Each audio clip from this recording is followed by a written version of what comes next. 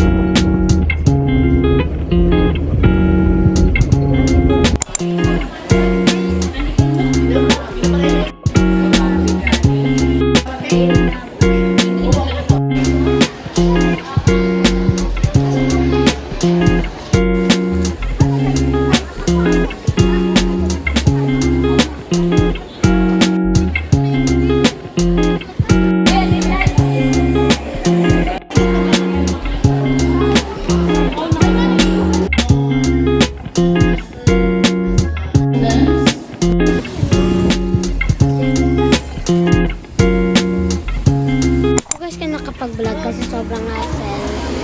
And sumakit yung ulo ko kanina ako nakapag-vlog. And lobat na rin tong phone na to kanina. So, kaya hindi na ako nakapag-vlog kanina. Like, kasi so hassle talaga kanina. And yes, yun na naman ako ulit. Tapos yung pagbaba namin kanina, hindi ko na rin nabidyohan yun kasi nagsuka yung kapatid ko. So, nasukahan ako. So, yun. At nahilo na rin ako na pagkatapos nagpahinga lang kami ng konti. Pumunta na rin kami sa meeting natin. Wala pa kaming kain nun. Kaya yan, hindi ko na nabidyo na pumunta kami sa Crispy King. Kaya, ayun. Parang yung ano talaga dito is ano. And so happy ako ngayon kasi piyesta ngayon. Uy, tapos bukas pupunta kami sa Carnival. So, medyo mainit talaga. So yeah, see you later guys.